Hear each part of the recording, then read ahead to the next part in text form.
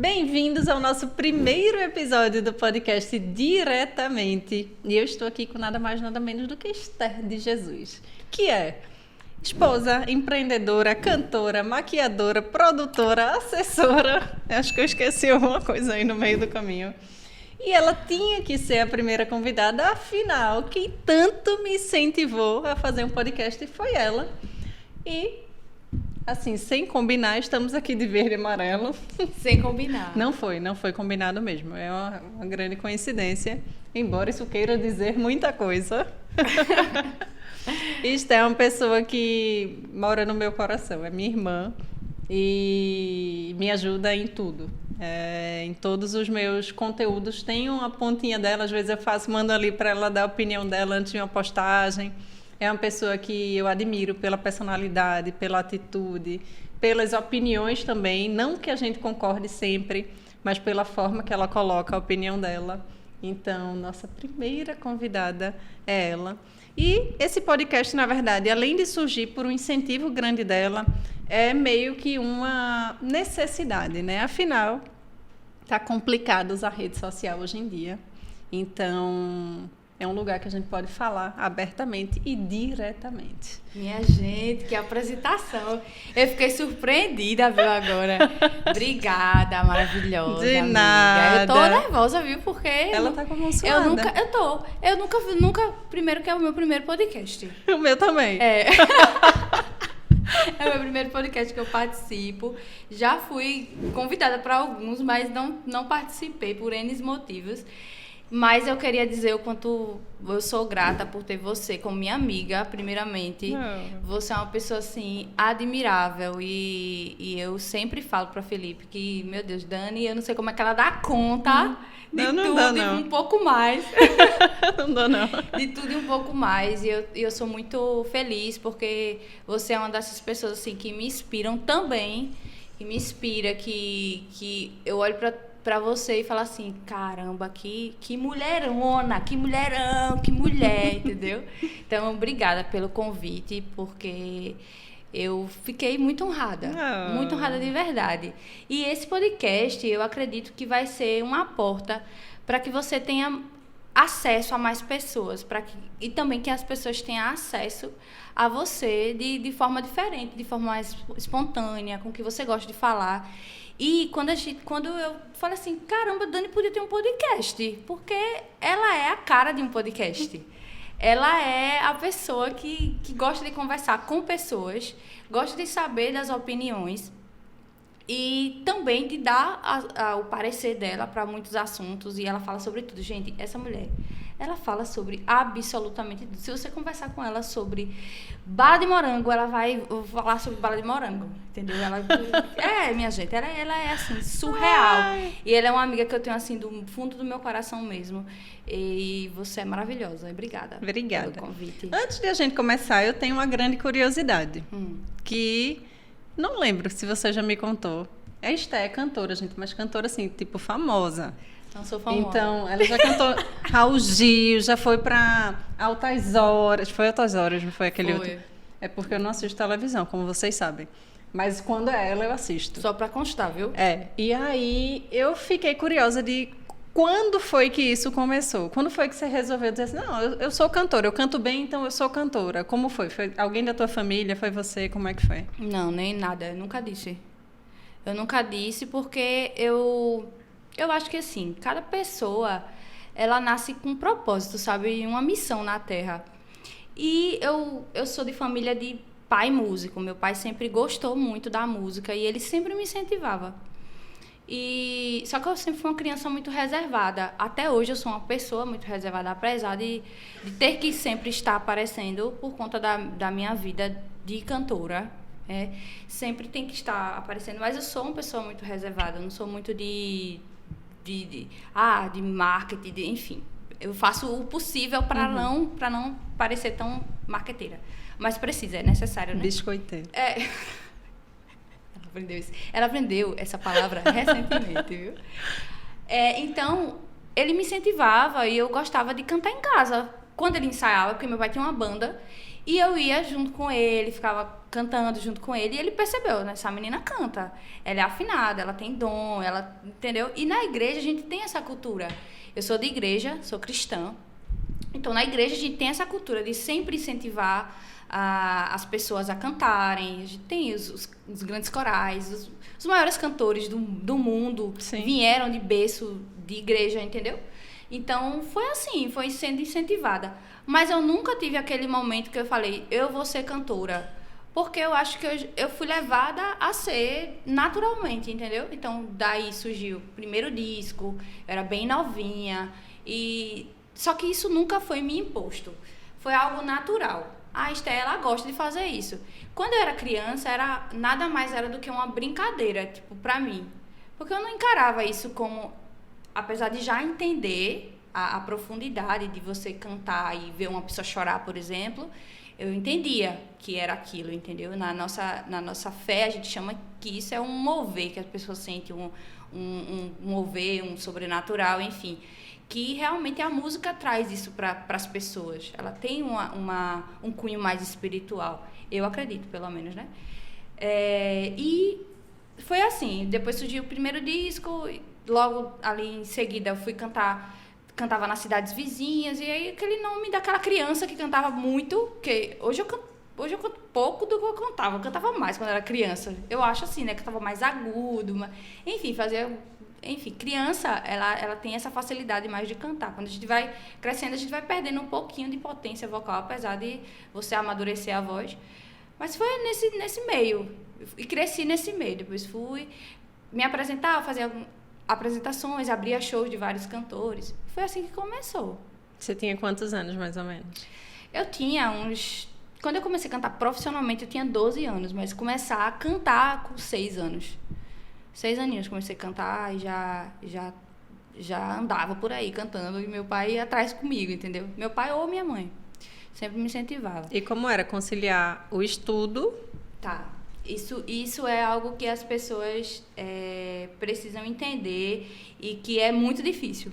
Mas minha mãe, ela sempre teve um papel muito fundamental nisso, porque ela sempre me aconselhou a não deixar de estudar, a não deixar de lado a minha educação secular, que a gente chama, né?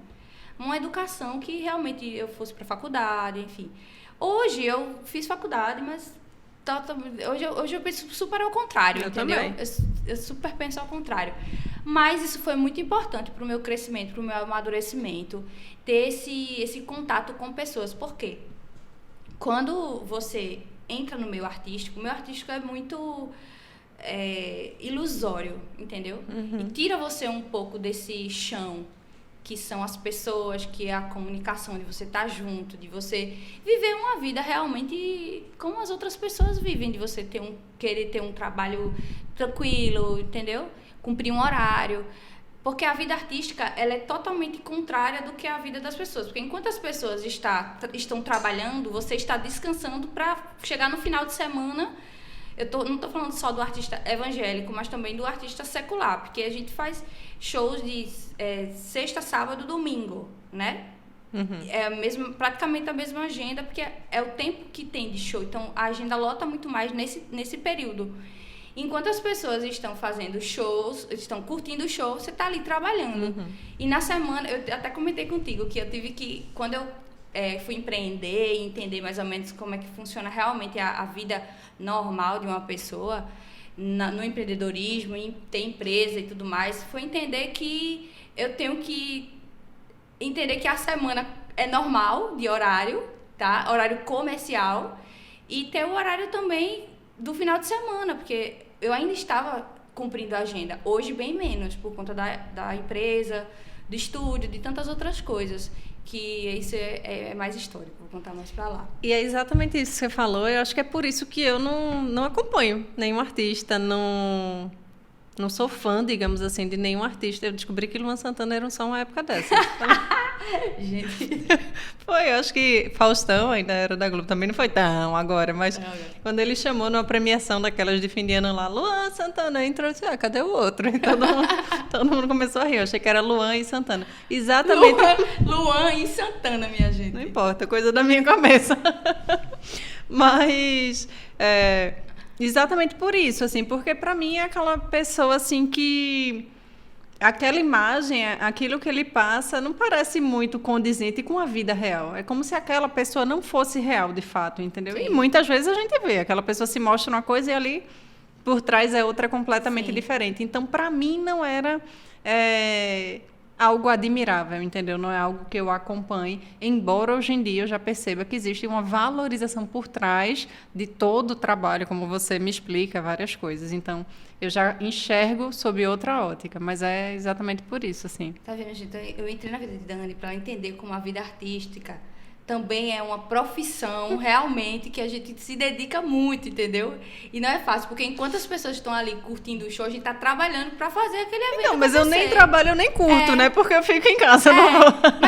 Mas, por exemplo, quem vai a um show, quem vai a um congresso evangélico, quem vai a um... Enfim, ele tá ali, que é o momento do entretenimento, né? Do evento. Eu tô falando numa linguagem mais popular, porque se eu for para uma linguagem mais evangeliquez, você não vai entender bolhufas. Então, eu vou falar numa linguagem mais popular. Então, quando a gente faz aquele entretenimento, as pessoas estão ali para ver o artista, para acompanhar um show, sei lá, seja questão ou não, enquanto a gente está trabalhando naquele momento. E quem trabalha normal, a gente está descansando o artista, entendeu?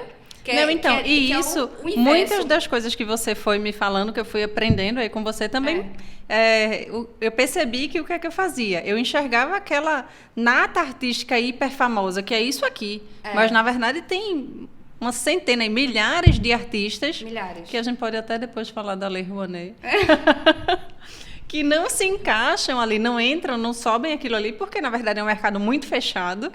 Então... termina que a minha base que eu olhava era aquilo ali. Então, a referência que eu tinha não era uma referência, pode-se dizer, nem válida, né? Porque era uma minoria ali. Uma minoria. Mas aí eu quero perguntar outra coisa do que você falou ali, que teus pais, principalmente tua mãe, né? Te acompanhava, te incentivava muito nessa questão do estudo. Aí eu fiquei com uma curiosidade aí também. A tua família, os teus pais, eram daqueles que falavam assim, minha filha estude, se forme, não dependa de um marido. Sempre, sempre. Apesar de que, assim, primeiro eu vou voltar lá no papel fundamental que a minha mãe foi, que eu não terminei de falar, fui falando de outras coisas. Mas ela foi essa pessoa que nunca deixou eu desviar do caminho do ensino. Porque ela entendia que a vida artística ela é muito instável. Ela é muito instável. Se você for um artista que você der super certo da vida, mas nem sempre você vai manter ali o sucesso, enfim, você é instável. Você tá ali, mas a qualquer momento aquilo ali pode não ser mais, entendeu? Então ela sempre me incentivou a ser mais inteligente do que eu era, a buscar mais conhecimento, a sempre ir atrás. Por isso eu fiz faculdade de Direito, já contei minha história, inclusive, no programa. E aí eu fiz faculdade, estudei e tudo mais, e fui empreender. Olha aí, né? Fui empreender. E voltando... os meus pais eram daqueles que falavam assim, estuda, porque você não pode depender, apesar de que, assim, minha mãe e o meu pai, eles sempre foram muito parceiros em tudo, eles são um casal extremamente parceiros, um investindo no outro, sabe? Então, é o que eu carrego também hoje para minha vida, essa parceria quanto casal, porque um enxergou um talento bom no outro, então investir naquele talento bom que o outro tem que vai dar certo. E assim vice-versa. Mas eles nunca foram assim de me pressionar para que você não pode depender de ninguém. Não, eles sempre me incentivaram a ser uma mulher realmente edificadora. Que não que depende, porque depender também não é feio, gente, entendeu? As pessoas têm uma... Bora lá, vamos falar aqui, né? As pessoas têm um preconceito com mulheres que são donas de casa, por exemplo, e escolhem ter filhos enquanto o marido trabalha. Gente, é uma escolha que ela fez. E se o casal combinou ser assim, tudo certo. Tá tudo bem. Eu te perguntei exatamente isso, porque, no fundo, a sociedade hoje em dia, eu digo, veja, eu tenho quase 40 anos, então, o quê? Há 25 anos atrás, no mínimo, porque eu entrei na faculdade com 15, então, há mais de 25 anos atrás, meu pai já falava, não dependa do marido, e etc e tal. E eu entendo que ele falava aquilo ali para o meu bem, mas ali, veja, há décadas atrás, a família já colocava um pouco ali na mente da mulher ideias que são feministas. E aquilo ali só piora, né? Quando você entra na faculdade, ao longo da vida, esse discurso só piora. Então, assim, isso foi há muito tempo atrás. Hoje em dia, a coisa já está muito mais exacerbada, já está muito piorada, digamos assim. E aí tem uma grande diferença do que você falou, que você foi ensinada e você teve uma referência também muito forte do quanto a mulher pode edificar. Eu também tenho uma família assim, que tem uma base muito forte. Então, eu acho que, apesar do discurso, a referência que eu tinha era de uma família muito forte. O que a gente sabe que hoje em dia é cada vez mais raro. Mas por que eu estou falando isso? Assim, porque como é que você vê a mulher hoje em dia na sociedade? É muito complicado falar, minha gente. Olha a pergunta que Dani me faz. Vê só, eu acho que a mulher hoje na sociedade depende do contexto dessa mulher, sabe? Só que, de forma geral, eu enxergo que existe uma revolta. Eu vejo como se fosse uma revolta. Eu já sei o que é que você vai falar, eu já sei, concordo. Eu acho que é uma revolta de tanto tempo de repressão, não sei. Não era o que eu estava falando. Não sei de repressão, não seria a palavra correta, mas eu acho que é uma revolta de querer impor, de querer se competir com a masculinidade. Eu acho que eu comecei a entrar. Isso. Mas eu acho que a gente não precisa competir. Não, até porque essa competição não existe. Não existe essa competição. Homens e mulheres exercem papéis diferentes. Exercem papéis diferentes. E, Dani, eu tenho o meu papel na sociedade. Exatamente. De mulher, como mulher. E o homem tem o papel dele na sociedade como homem. E se complementam. Entendeu? Então, eu acho que essa guerra entre os sexos, das mulheres quererem competir com o homem, medir força com o homem, é absurda. É absurda no sentido de que acaba causando uma desestruturação da mentalidade, do feminino, entendeu? E a mulher, ela acaba que perde essa feminilidade, essa coisa de ser elegante, bonito. Que mulher é bonita sendo mulher, sabe? E não estou dizendo que ela tem que ser uma fraquinha, uma princesa, não. Eu te conheço, você é uma mulher do caramba. Mas eu acho que eu já perdi muito. Ela é independente, ela leva o filho pra escola todo dia e ainda vai pro trabalho. Gente, eu conheço Dani, assim, e vocês olham pro rosto dela, acham assim, nossa, ela é uma mulher rica, que não sei o que lá, mas não tem babá. Gente, ela tem babá, mas ela cuida dos filhos dela. Ela tem porque ela precisa ter. Porque não tem como você cuidar de 4 crianças sozinha. É verdade. Então, assim, é inadmissível que as pessoas pensem dessa forma que, porque você tem babá, você fala assim. Não. E, na verdade, existe uma grande, pegando o gancho do que você falou, uma competição, na verdade, assim, até entre as mulheres. Porque se a mulher escolhe ficar em casa, cuidar dos filhos, cuidar da família, ela é inferiorizada. Porque essa mulher não trabalha, ela não é bem-sucedida, ela não está ganhando dinheiro. Mas se a mulher trabalha fora, não passa aquela imagem de pobre coitada, porque aí tem outra coisa também que a gente vai falar mais à frente. Não passa aquela imagem de pobre coitada, embora a vida dela não seja fácil, mas ela tem o apoio de uma babá ou de uma funcionária em casa, do que quer que seja. Mas não, ok, ela consegue trabalhar fora e até ter um pouco de sucesso, porque ela tem ajuda. E se a mulher tem muitas babás, eu tenho muitas babás, tá? E se a mulher tem muitas babás que possam ajudar ela de uma maneira X, que a família determina, então essa mulher não é mãe. Porque ela está deixando os filhos dela com outras pessoas. Então, eu posso falar palavrão, né? Porque isso aqui é meu. Eu falo palavrão, tá, gente? Então, a minha cara. Poxa! O que é que a mulher tem que ser, É complicado, porque as pessoas, elas... Eu acho que, assim, cada cada ser humano, cada família, vamos lá, cada família é uma família, Sim. certo? Então, assim, na sociedade, se uma mulher ela escolhe ser mãe, cuidar da casa, cuidar lá, é inferiorizada, só que tudo bem. Mas também para o homem, se a mulher for trabalhar e o homem ser o dono de casa, você entendeu? É isso. Cara, cada família é uma família. Cada pessoa tem a escolha, tem o direito de escolher como é que vai administrar aquela família. Entendeu? Então, só que ninguém... Desculpa, eu Não, pensei pode uma falar. coisa. Vai, pode A falar. pessoa pode escolher o gênero diferente do que nasceu, não pode escolher cuidar dos filhos em casa. Era só o Entendeu? que faltava. É só o que faltava. E eu acho assim, essa questão de você, do feminismo mesmo, tá tão chata, tá tão exacerbada, que às vezes eu me pego na internet e falo assim, meu Deus, que chatice. É uma chatice. Mas é tão simples, é tão simples. É tão simples as pessoas entenderem que não é porque você não trabalha, que você não é uma mulher inferior às outras que trabalham, não. Pelo contrário. Pelo contrário. O trabalho mais cansativo que eu tenho Mãe, na minha vida é o de ser mãe. É o de ser mãe. Porque você não para de trabalhar dia e hora nenhuma. Exatamente. Então, isso fica muito... e voltando à pergunta que você me fez, de como eu vejo a mulher na sociedade hoje, eu vejo um ser que não tem identidade. Perfeito. É um ser que não tem plenitude e não sabe quem é. Exatamente. Porque se você é uma mulher que você sabe quem você é, que você sabe o seu papel, você cumpre o seu papel sem perturbar a vida de ninguém. Exatamente, mas eu acho que é isso. É exatamente isso. É aquela busca incessante de estar querendo atender a expectativa alheia. A aprovação. Exatamente. E se inserir. Mas você não... Gente, a partir do momento que você sabe quem você é, você tá não cagando pro que os outros estão pensando. Você não admite estar num relacionamento abusivo que vai te frustrar e daqui a pouco você vai dizer que homem não presta.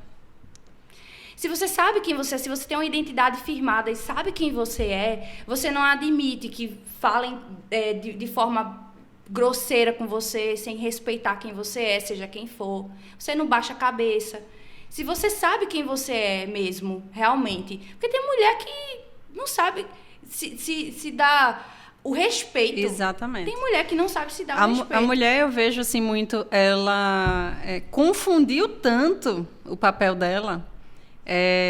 Ela quer se igualar tanto aos homens que ela se inferioriza.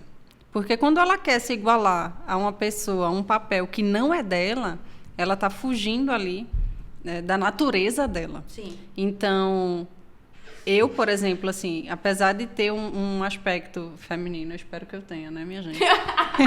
Apesar de ter uma imagem feminina, eu me masculinizei muito ao longo da vida. Por conta de trabalho, de tudo isso, de ter que até se impor muitas vezes. Então, a mulher se masculiniza mesmo que ela não queira, no meu caso, tirando por mim.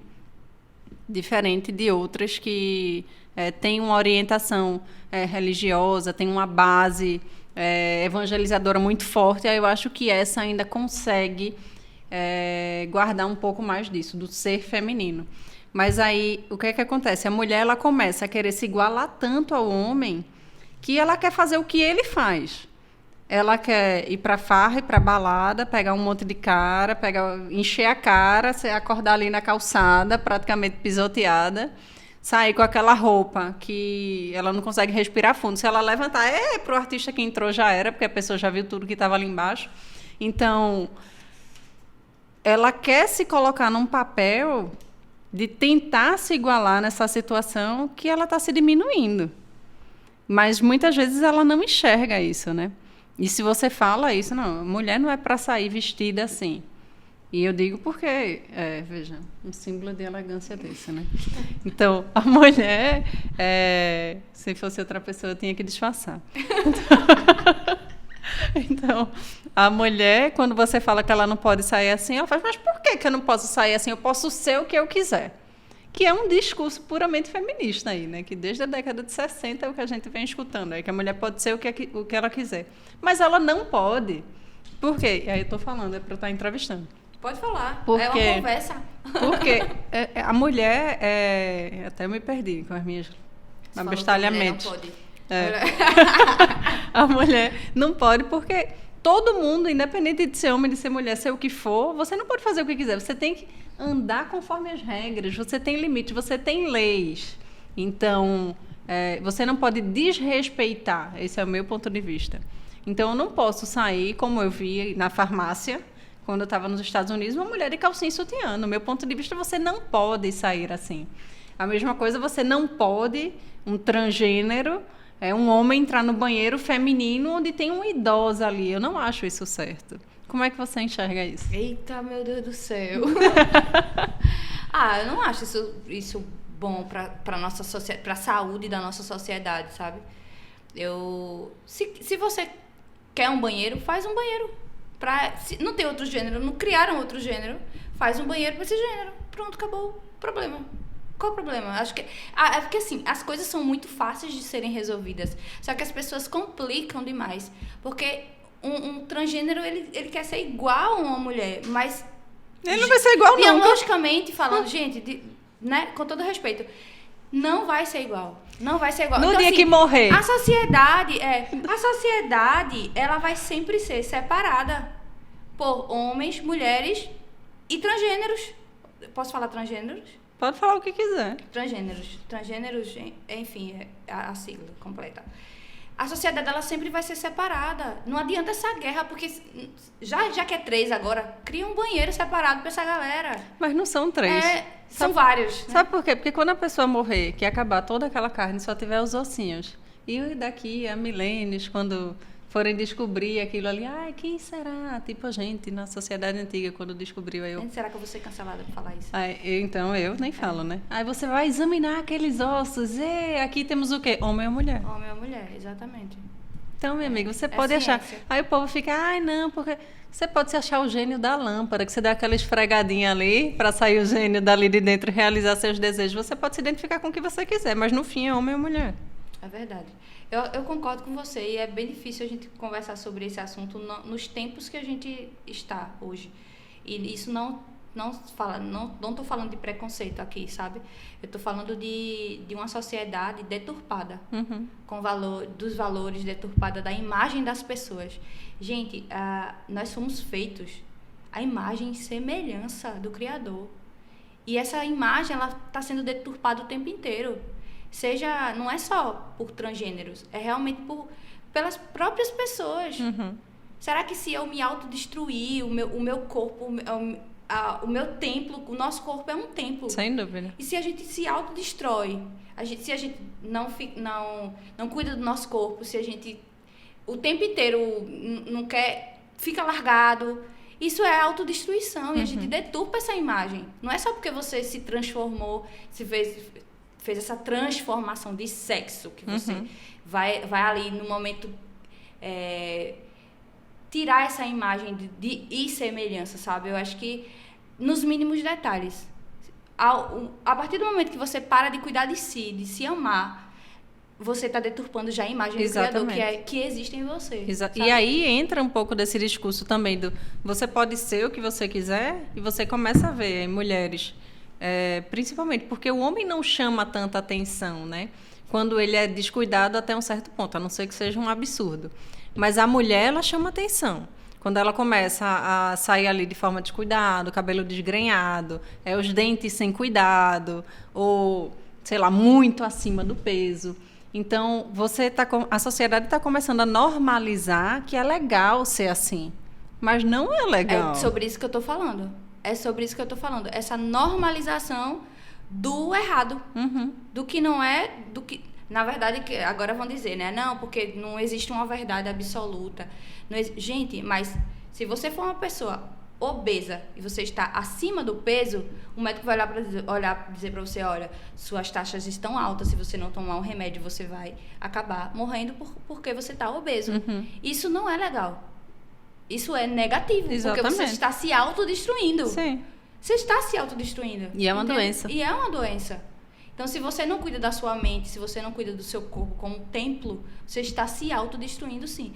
Quantos casos a gente tem de pessoas que transformaram seus corpos e depois entraram em depressão profunda, entraram em... Pedindo suicídio assistido e por aí vai. Isso é autodestruição. Sem dúvida. Tem casos que não, mas a maioria dos casos, sim. E isso é comprovado, gente. Tem várias matérias aí que a gente pode procurar e comprovar para vocês. Que existe essa deturpação mesmo do templo que é nosso corpo, sabe? Eu acredito nisso. Isso é absolutamente o que eu acredito. Eu também, concordo. E se eu for cancelada aqui, vai ter um monte de comentário. Vamos juntas. Vai ter um monte de comentário. Essas mulheres são loucas. Mas, gente, é o que eu acredito. E eu respeito a quem não acredita. Mas também não te dá o direito de vir aqui e esculhambar com tudo, né? Exatamente. Porque é o que eu acredito. Se você for assim, eu vou te aconselhar a não ser. E né? é engraçado Se você for uma pessoa obesa, eu vou dizer... Se cuida, você precisa se cuidar. Você precisa se cuidar. Exatamente. Se você for uma pessoa muito magra como eu, que fico tentando estar no meu peso ideal, eu vou dizer, eu preciso me cuidar. E eu sempre estou me cuidando, porque eu vou ao médico sempre. Cara, é incrível. O médico olha pra mim e fala assim, você não precisa engordar, você tá maravilhosa. Eu falei, doutora, não, eu preciso engordar, doutora. Mas realmente é do meu biotipo, entendeu? Mas eu sei que eu preciso. Mas você precisa ir pra academia. Mas, academia eu preciso me cuidar mais. Justamente porque eu preciso cuidar melhor desse templo que sou eu, né? Então, eu acho que as pessoas, elas precisam... ter amor próprio muito mais do que você querer se inserir ou você querer se adaptar a um grupo de pessoas, sabe? E agora você, como uma mulher de igreja, como é que você vê? Porque uma coisa que está repercutindo muito recentemente é essa agressão, esse insulto à igreja, né? Inclusive com igrejas sendo depredadas. Recentemente, agora essa semana, a gente viu aí... lideranças de outras religiões indo a uma missa católica, recebendo a hóstia e virando ali, ninguém sabe o que ele fez ou não com a hóstia. E aquilo ali é uma coisa sagrada ali naquele momento. Ou em outros países, as igrejas sendo depredadas, destruídas. Como é que você vê tudo isso? A questão da religião, como está sendo atacada, né? Dani, eu vou dizer algo para você que não me assusta. Eu vou não querer ser muito prolixa, mas não me assusta porque eu creio no que a palavra de Deus diz. E a palavra de Deus diz que nos últimos dias nós viveríamos isso. O que estamos vivendo, sabe? Então, o que você acha? Te assusta ou não me assusta? A gente vai ser perseguido, sim, por defender os nossos ideais, o que a gente acredita. Você que é uma mulher cristã, católica, você está defendendo o ideal e você vai ser perseguida por isso. E eu sou uma mulher cristã, protestante, eu vou ser perseguida pelos meus ideais. Então, não me assusta, porque isso vai acontecer e vai piorar muito mais. Eu acredito que nós estamos aqui para fazer com que isso não piore, para que a gente possa exercer o nosso culto de forma plena, como a Constituição nos garante. Então, nós estamos aqui para cumprir esse papel de informar a sociedade que nós temos esse direito, sabe? Mas que a palavra de Deus diz e me garante que que nós viveríamos esses dias, isso já está escrito. Então, trazendo para a Bíblia, não me assusta. Trazendo como que eu posso falar? Fugiu a palavra da minha cabeça. Para a vida real, de sociedade. Eu não vou parar de exercer a minha fé e falar sobre o que eu acredito, mesmo com a perseguição, mesmo sabendo que tudo isso vai provavelmente piorar na sociedade, com tudo que a gente está vivendo hoje de liberalismo, entendeu? Então, isso pode ser que seja algo... Esther, você não se assusta? Não. Não, porque eu já estou respaldada pelo que a Bíblia me fala. A Bíblia fala o quê? No mundo vocês vão ter aflições, mas tende bom ânimo, porque eu creio naquele que venceu o mundo. Eu creio em quem venceu o mundo, sabe? E o que vence o mundo é a nossa fé. Sem dúvida. Eu vi uma coisa, tipo o que você me falou, mas relacionada à família, relacionada, na verdade, a ter filhos, né? Eu conheço, tá? Eu tenho proximidade, eu posso até dizer, o padrinho do meu filho, ele é uma pessoa que fala assim, não quero ter filhos. Porque eu acho que hoje em dia, para você ter filho nessa sociedade, é muito difícil, é muito ruim. A sociedade não está saudável para você criar uma criança. Mas é exatamente isso aí que você falou, da história da Bíblia, enfim, da história de Deus aí, que é o seguinte: a gente veio nessa vida para crescer, a gente vai ter aflições a vida inteira. Então, não existe momento bom para você constituir uma família, para você ter filhos. Você pode ver em qualquer momento da história, nunca foi um momento bom. Então, isso também é um discurso que precisa ser muito combatido. Você ainda não é mãe, mas você convive com várias pessoas que têm filhos. E eu quero ser mãe. Eu sei obviamente. disso. E como é que você vê, assim, a questão da orientação, da educação das crianças hoje em dia? Porque eu acho que mesmo pessoas que, tanto que são de igreja quanto que não são, eu acho que estão pecando muito aí na educação dos filhos. O que é que você acha? Eu cresci num lar cristão, sabe? E tudo parte da nossa casa. Sem dúvida. Eu acredito na educação familiar, casa, primordialmente. Eu fui para a escola, eu tinha 6 anos e eu já sabia ler e escrever. A minha mãe me ensinou. Eu já fui para a escola alfabetizada. Então, a partir aí até os meus 6 anos, eu já entrei na primeira série.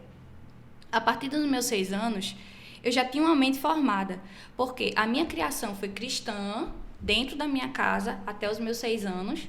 E nisso eu já cantava, viu? Nessa época. Eu sempre fui uma criança muito esperta. Aí, nesse tempo, eu já cantava, fui pra escola já sabendo ler e escrever. Eu lembro que a tia falou: não, mãe, não precisa nem passar pelo jardim de infância, porque ela já sabe ler e escrever. Minha mãe é pedagoga, ela ensinou a gente. E isso foi um papel muito fundamental, porque vê só. E eu tive o privilégio de ter uma mãe que ela foi dona de casa e mãe por muito tempo, assim. Depois ela foi empreender e virar o que ela virou hoje, que é uma mulher de sucesso, empresária de sucesso, que eu tenho muito orgulho dela. E enquanto meu pai estava trabalhando nesse tempo, né, a gente era criança, então ela escolheu nos dar uma criação que ela fosse uma mãe presente. E em contrapartida, ela também trabalhava em casa, em home office, que hoje é home office. Agora é chique. Agora é chique. Então, eu acredito que a educação em casa, a educação familiar, ela cumpre um papel fundamental na vida da criança.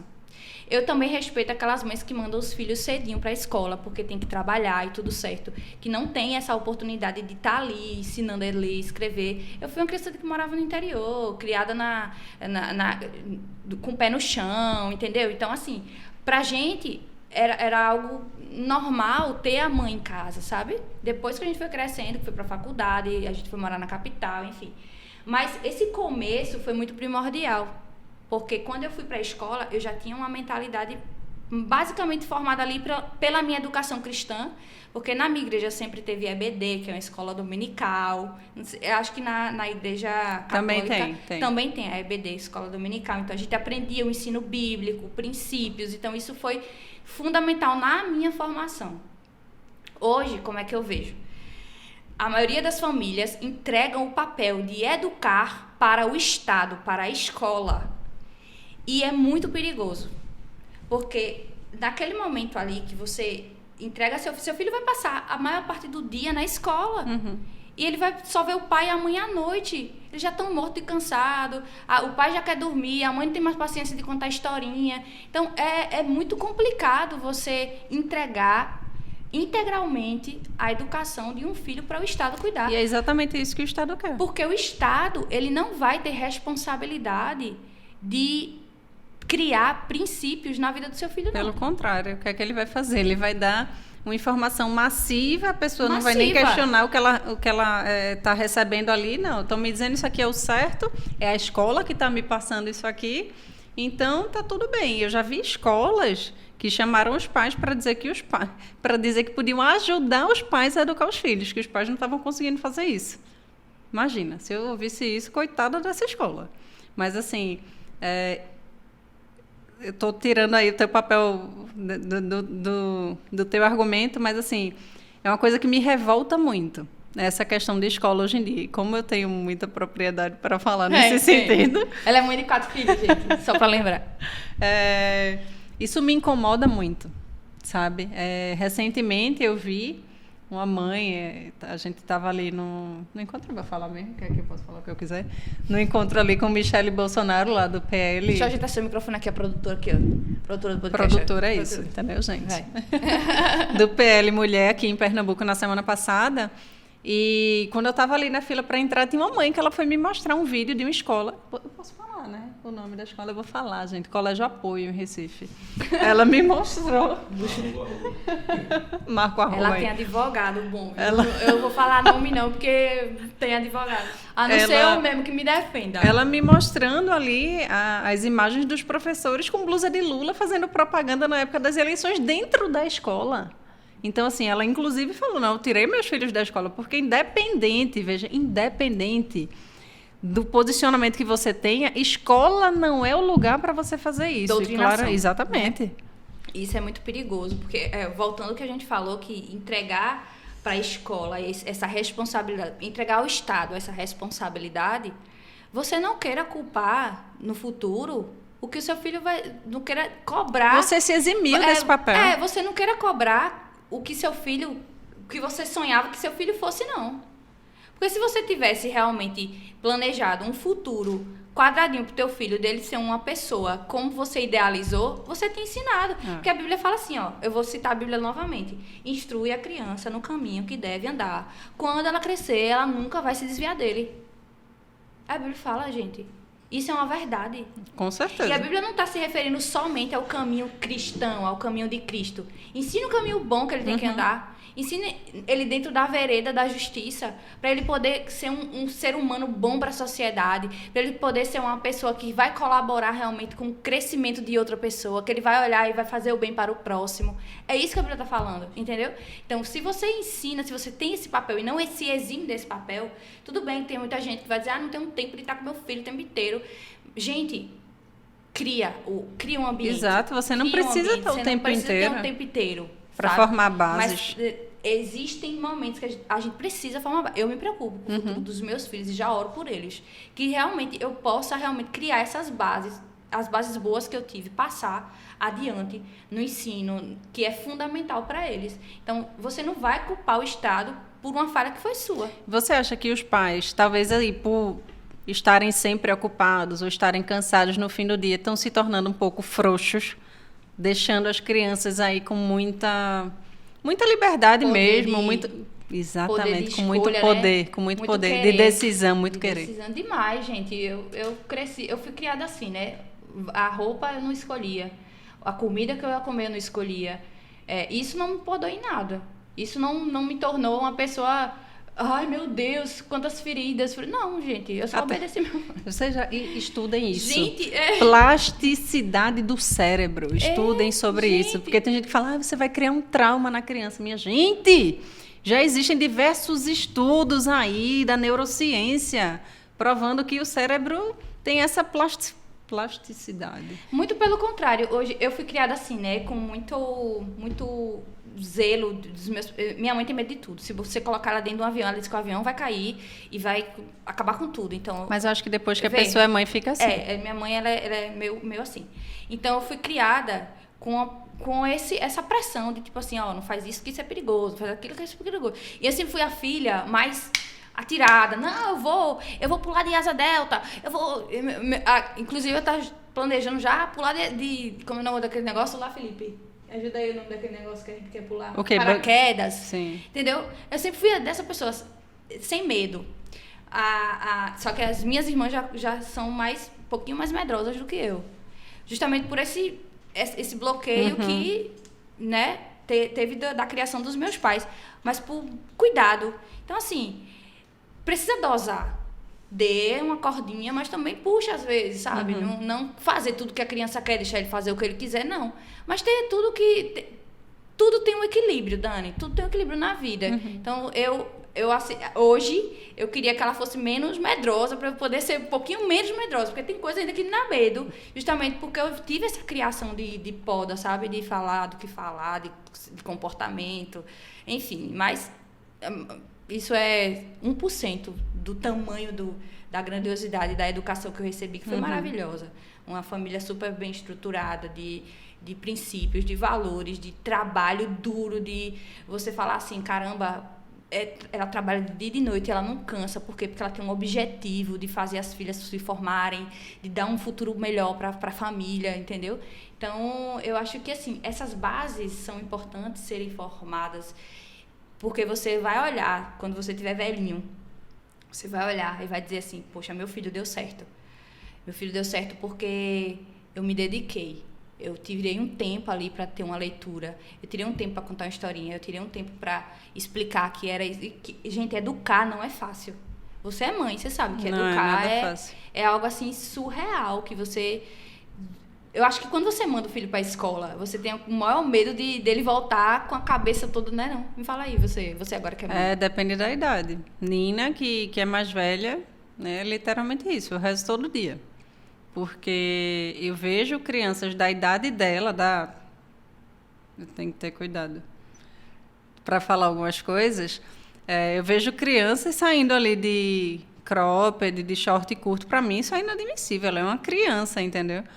De estar com o celular fazendo dancinha de TikTok ou jogos que muitas vezes os pais nem sabem direito o que é aquilo ali. Então, assim, lá em casa tiveram ondas, digamos assim, sabe? Nina falava, não, mas todos os meus amigos jogam Roblox. Ela pediu para a mãe de um amigo falar comigo, ligar para mim para ensinar como baixava o jogo, porque gente, Nina, ela é dessas. Vocês precisam conhecer Nina. Nina, ela é assim, hipnotizante, ela é...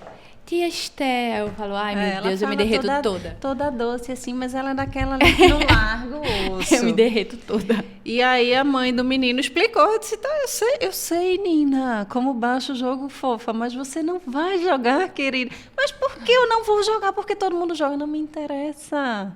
Nessa casinha aqui você não joga. Então, assim, claro que passa aquela fase ali da cobrança que todo mundo faz, mas depois ela esquece.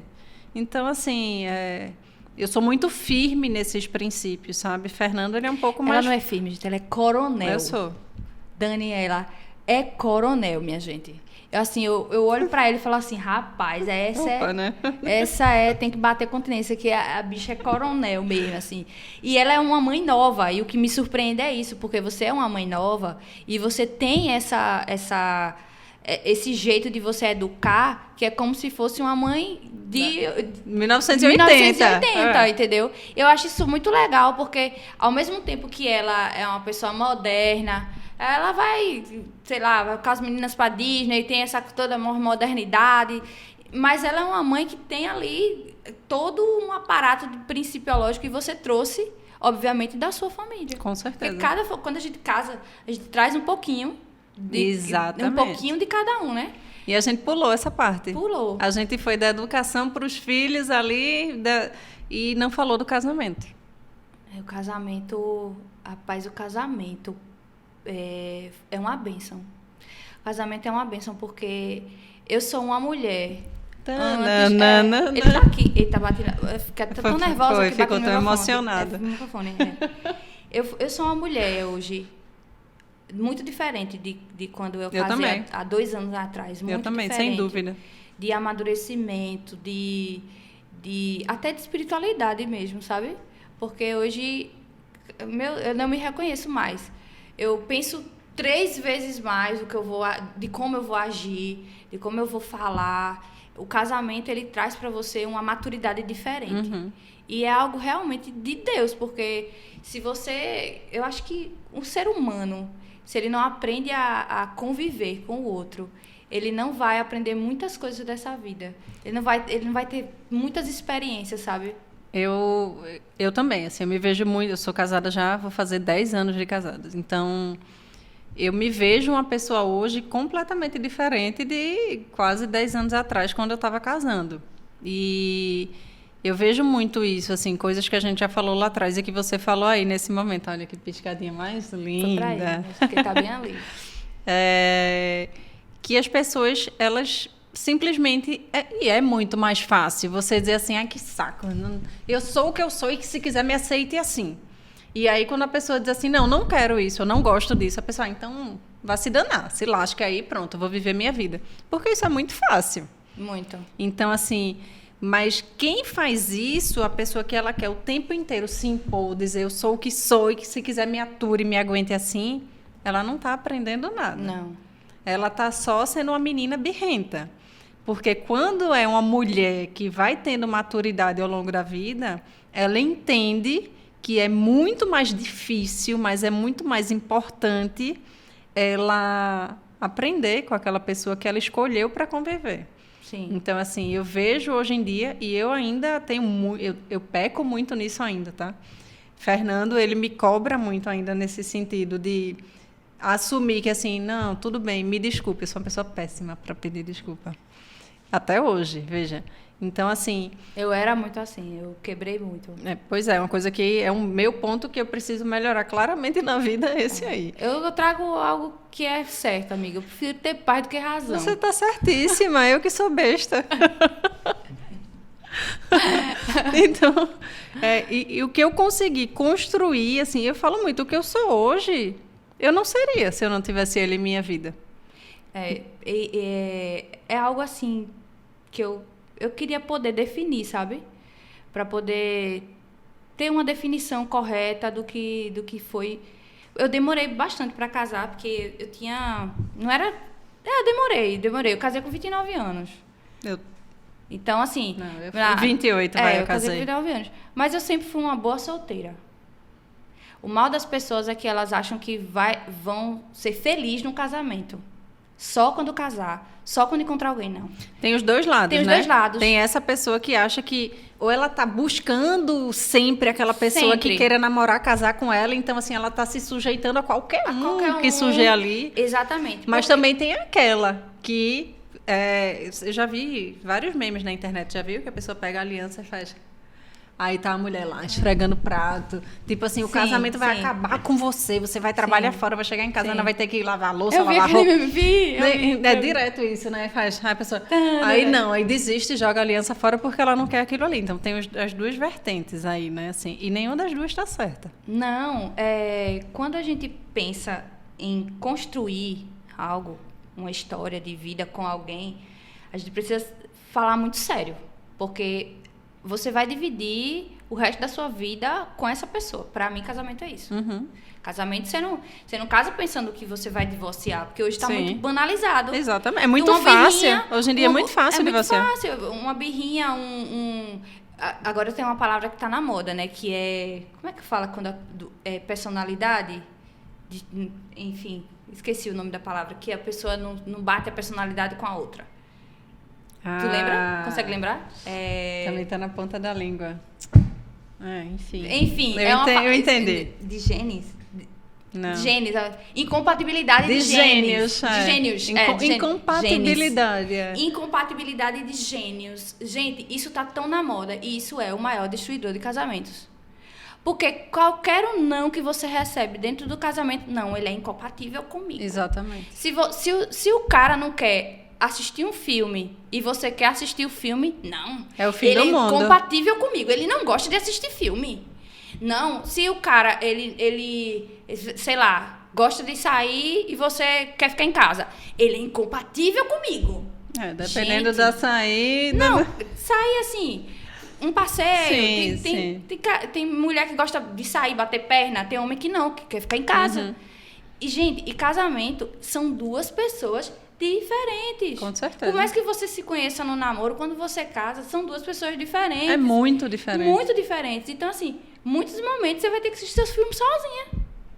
Por quê? Porque ele não tá afim de assistir. E tá tudo certo. Exatamente. Bora viver. Muitos momentos você vai ter que comer seu bolo, que você quer comer bolo, sozinha. Exatamente. Porque o outro, não quer bolo. E tá tudo certo. Mas você não quer bolo.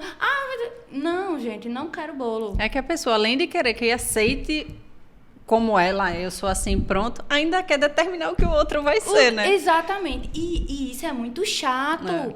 Porque o legal é você ser diferente e você ir aprendendo com o diferente. É você ser uma pessoa orgulhosa, sabe? Sou. Você ser uma pessoa orgulhosa e aprender a pedir perdão. Exatamente. Com ele que pede perdão. Sim. E veja, ele tá há 10 anos tentando me ensinar isso. Ok, eu sou uma péssima aprendiz nesse caso. Então me ajuda aí, Dani. Mas assim, Ajude. sabe qual é a beleza disso? É que no que casamento não cansa. um não desiste do outro. Ele não desiste de te ensinar. Eles estão ali para se apoiar, para ajudar o outro a melhorar em aspectos que ele Exatamente. precise. Exatamente. E é aquela pessoa assim que vai saber os seus piores defeitos, aqueles seus pensamentos que você acha que ninguém pode saber porque vão me criticar. Mas não, aquela pessoa que sabe tudo isso aí e ainda assim está do seu lado. Ainda assim tá ali. Exatamente. Então, casamento é isso, é essa troca de energia, de alma e de aprendizado. Porque se você não estiver disposto, eu vou dizer aqui, viu? Se você não estiver disposto a aprender, não case. Exatamente. Se você não estiver disposto a aprender, não E a case. evoluir. E a evoluir, não case. Porque em vários momentos você vai pensar assim, eu desisti de tudo, meu Deus. E tem esses dias. Tem Tem uns de dias que tudo. você pensa, pô, que saco, sabe? Que É, saco. porque- E você fala, esse cara tá me enchendo o saco. Só que é muito sério.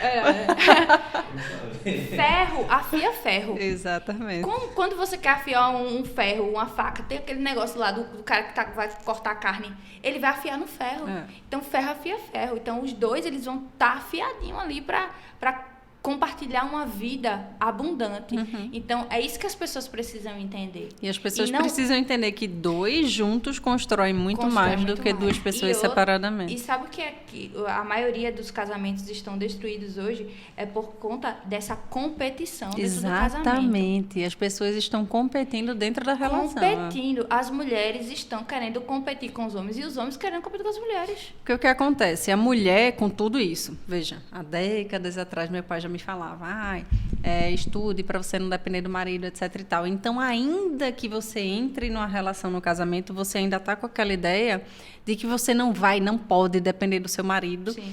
Então, a mulher, ela começa a se colocar no papel exatamente isso, de querer estar aqui com o marido. Mas numa família, tem um líder. Exatamente. Tem um provedor. Então, assim, e eu não falo só financeiramente, não. É o líder realmente da matilha ali. Da matilha. Então, a mulher, ela pode ser bem-sucedida, ela pode ter o dinheiro dela. Hoje em dia, Sim. são raros as mulheres que não querem estar com seu papel dentro aí do ambiente profissional, definido, enfim, o que quer que seja.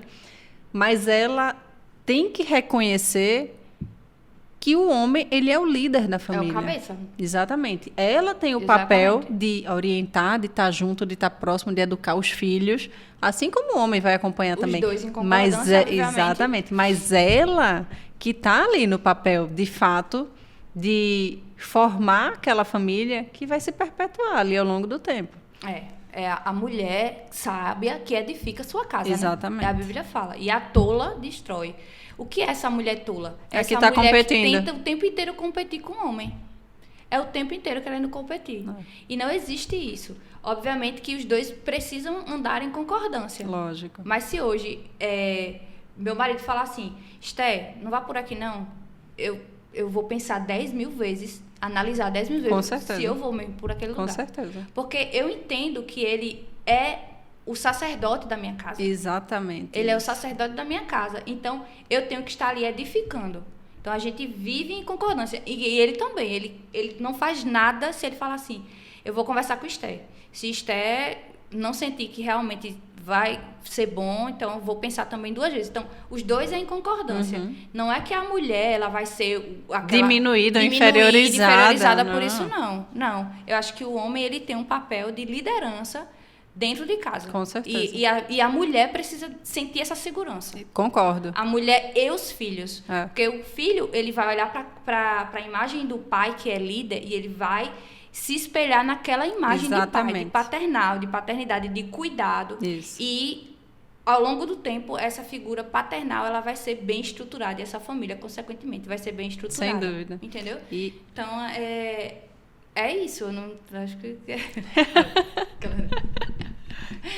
Mas falando sobre casamento, voltando, gente, só casem. Casem certo, por favor, É. tá? Não casem errado, não. Mas eu acho que se você... o casar certo, porque a gente hoje em dia tem que explicar tudo, né? Tem que explicar que 1 mais 1 é 2. Tem que explicar que o casar certo não é que você achou o príncipe encantado. Não, viu? Não, porque ninguém é perfeito, é uma construção. E você não é princesa. Era isso que eu ia dizer. Porque tem essa coisa de, eu quero encontrar o príncipe no cavalo branco. Minha amiga, você não é princesa, não. Se enxergue. Pega seu dedinho e se toque. Toque, exatamente. Gente, realmente tem que explicar que 1 mais 1, né, é 2. São 2, gente. Não tem... Ninguém é príncipe, ninguém é princesa, não. Exatamente. É aquela escolha diária. Você acordou e você sabe que aquele é um dia, de novo, de você construir. Então... exatamente. Agora, você tem que tratar ele como um príncipe e ele tem que tratar você como uma princesa. Isso é muito diferente de você querer ser uma princesa e querer ter um príncipe na sua vida. Exatamente. Gostou? Gostei. Faz esse corte, que esse corte vai dar bom. Vai dar bom. Bom, acho que é isso. Conversamos de tudo que a gente gosta de conversar sobre a vida. Eu também. Eu amei de conversar sobre a vida. Aprendi bastante com você. Eu espero que as pessoas não cancelem tanto a gente. Gente, não cancelem a gente é legal. Não, mas a gente é legal. A gente só não gosta de fazer novas amizades. Não dá. Eu já falei pra você. Dani, acho que foi a última amizade que eu fiz. Graças a Deus, entendeu? Eu não queria dar muita oportunidade. Ela também não queria dar muita oportunidade, mas a gente acabou criando essa amizade linda. Como é que foi a amizade de vocês? A gente pode abrir uma caixinha de perguntas, entendeu? E falar sobre a nossa amizade. Verdade. Como é que ela aconteceu. Tá? Ou para outro próximo podcast, a gente conversa, viu? Afinal, ela estará em todos, porque ela é a produtora. Eu sou a produtora do podcast, inclusive, gente. Eu e meu marido. Exatamente. Nós somos os produtores do podcast. Então, se vocês... É a minha equipe, gente. A minha equipe são eles. Se vocês quiserem ver conteúdo bom, de qualidade, conteúdo que edifique, venha pra cá, se inscreva logo no canal de Dani. Não deixe de deixar o seu comentário para que a gente saiba também o que é que vocês querem ver nos próximos podcasts. Podem sugerir também pessoas para a gente estar conversando aí nos próximos episódios. Deixe suas redes sociais, acompanhe, porque ela é aquela cantora top que vale a pena, gente. É uma vozinha, sabe aquela voz que acalma o coração, assim? Meu Deus, eu te amo. Gente, acompanhe lá, @esterooficial, no começo, @esterooficial. É isso, vocês me acham lá, eu converso com todo mundo e é isso. O meu, vou deixar... Tem o canal do YouTube também, né? Tem o canal do YouTube. Quem quiser me ouvir lá cantar, então exatamente. Vou deixar os meus também, vai que você chegou aqui por acaso e ainda não me segue nas redes sociais. Instagram, @Daniela Castelo Branco, TikTok, @Dani.CasteloBranco, eu acho que é isso, a gente vai escrever aqui embaixo. YouTube também, Dani Castelo Branco, tudo junto. O TikTok tem ponto, o YouTube não tem. E aqui, por favor, se inscreva nesse podcast, compartilhe e sugira novas pessoas para que a gente possa estar conversando por aqui. Yeah! Muito obrigada. Te amo, também. Te amo muito.